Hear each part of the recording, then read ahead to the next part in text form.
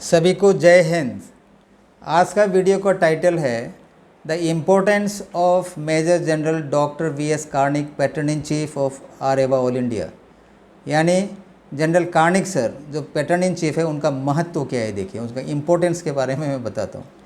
Importance आप इस बात से भी लगा लीजिए अनुमान, जो 190 साल हो चुका है असम राइफल्स का, और कई सारे आर्मी ऑफिसर यहाँ पर आए, सर्विस किए और चले गए।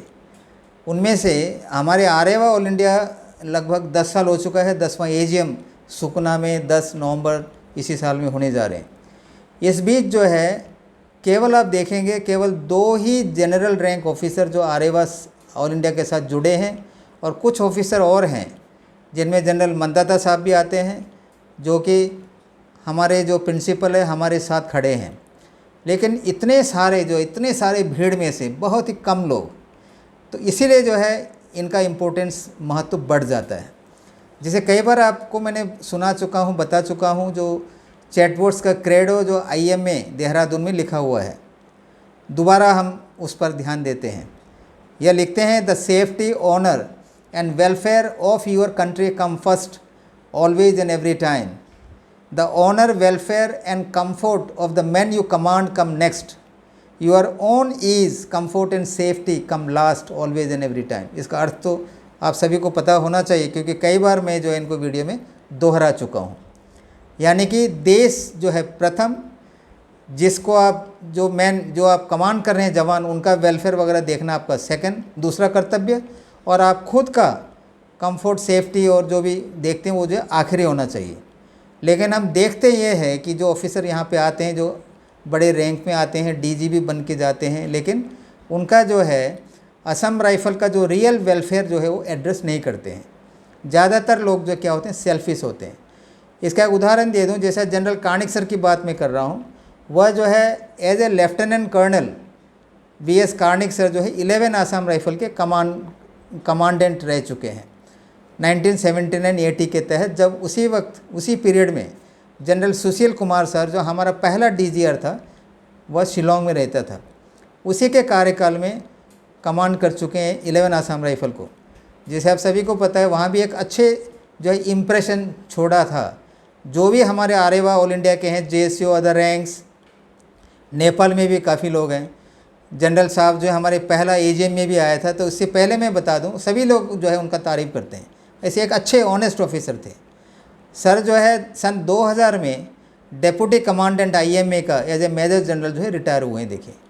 उसके बाद जो है जब हमारे एसोसिएशन जो बनता है, मेरे आरेवा का जो शुरू में सेक्रेटरी बनाया था मैंने वारंट ऑफिसर रामपत जी को, जो दिल्ली में रहते हैं। दिल्ली में जो उनका मकान था, उनको मैंने लाइजन ऑफिस करके इस्तेमाल करता था। तो उनको मैं बताता था कि जो भी ऑफिसर है, क्यों आप सभी को पता है हमारा जो मेन उद्देश्य है, ऑब्जेक्ट है आरेवा ऑल इंडिया का, वह जो है हमें पूरे आर्मी के बेनिफिट लेने का है। क्योंकि ये जो उससे पहले हमने जो है DGR को भी लेटर लिखा था, जब एसोसिएशन बना नहीं था। उन्होंने वहाँ भी है एक RSA डायरेक्टरेट करके, जो वो भी एक एसोसिएशन है, लेकिन उन्होंने कभी जो है हमारे जो भी एक्चुअल जो हमारा जो वेलफेयर का जो मुद्दा है, उन्होंने कभी उठाया नहीं। इसीलिए हमें जो है आरेवा ऑल इंडिया का गठन करना पड़ा। जब CSD सैंक्शन हो चुका था, ECHS का मैंने केस हाई कोर्ट में चल रहा था, केरला हाई कोर्ट के सिंगल बेंच में। उस वक्त इनका फैसला आता है, सिंगल बेंच का जजमेंट आता है 30 जनवरी 2015।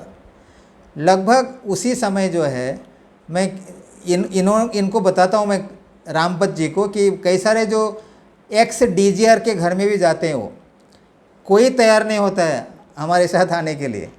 तभी मैं एक चिट्ठी दिखाई देता है मुझे नेट में, जनरल कार्निक सर के लेटर हेड में, प्राइम मिनिस्टर नरेंद्र मोदी को एड्रेस करता हुआ। वो शायद अनप्रेसिडेंटेड था, पहली बार जो मैं कोई जनरल द्वारा इस खत को लिखना, जो पूर्व कमांडेंट रह चुका है।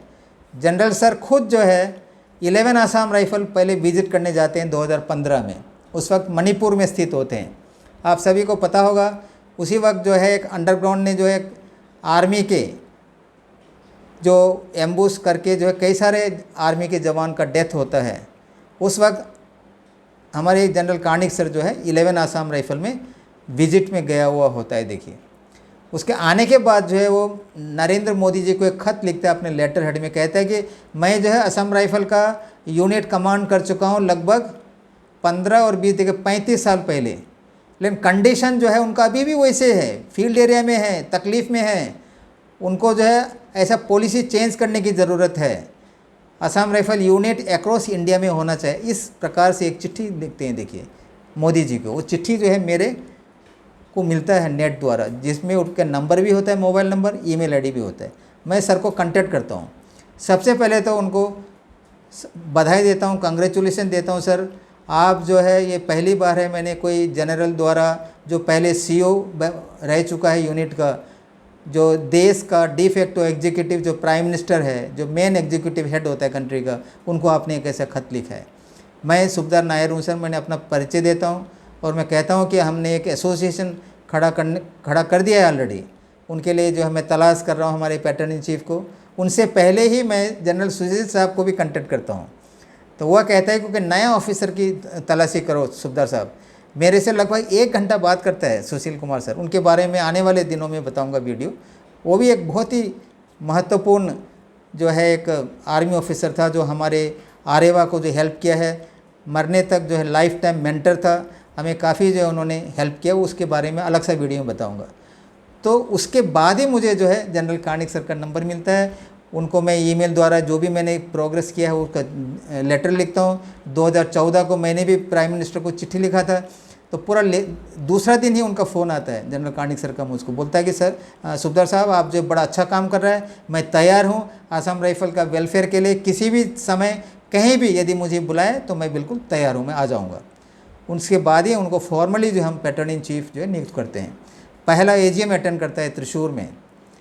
तो काफ़ी खुशी होती है देखिए। इसीलिए मैं कहता हूँ कि जनरल या पैटर्न इन चीफ हमारे जनरल कार्निक सर को यदि हम आरेवा ऑल इंडिया का आत्मा कहूँ, रीढ़ की हड्डी ने आत्मा, आत्मा आप सभी को पता है अगर शरीर से आत्मा निकल जाता है तो ये डेड हो जाता है, डेथ हो जाता है, कोई बिना काम का रहता है शरीर।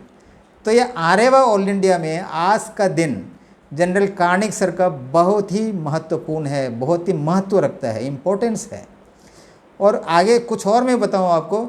उनके बाद जो भी हमने मीटिंग की है, देखिए मैं तो एक छोटा सा एक रैंक का आदमी हूँ, एक सूबेदार, कोई पूछेगा नहीं। इवन हमारे जो कमांडेंट है एयर कैडर ऑफिसर, उनका भी कोई पूछताछ होता नहीं है। जनरल कार्निक सर के चलते थे कई सारे अपॉइंटमेंट जो हमने लिए दिल्ली में, खास करके जो है जैसे डिफेंस मिनिस्टर है, आर्मी चीफ है, उनके केवल एक फ़ोन कॉल पर जो हमारा अपॉइंटमेंट तय होता था। ये तो दूसरी बात है कि इतने हम 27 हमारी मीटिंग हो चुके थे, तब जाकर देखा कि काफ़ी स्लो है, कोई कार्रवाई नहीं हो रहा। तब हमने पिटीशन तैयार करके 27 नवंबर 2017 को दिल्ली हाई कोर्ट में केस दर्ज करता है, जो अभी तक सब जुडाइस है। तो उस बीच क्या हुआ देखिए, मैं करीब से देखा हूँ जनरल कार्निक सर को। इतना सेल्फलेस इंसान जो है, या आर्मी ऑफिसर बहुत ही रेयर है। ये दो जो व्यक्ति हैं, क्योंकि सुशील कुमार साहब का तो 90+ हो चुका था, वो ऐसी स्थिति में नहीं था कि कोई मीटिंग अटेंड कर सके, केवल वो लेटर और फ़ोन करते थे। लेकिन जनरल कार्निक सर ऐसा नहीं था, वो हमारे साथ खुद जाएगा, नॉर्थ ब्लॉक, साउथ ब्लॉक।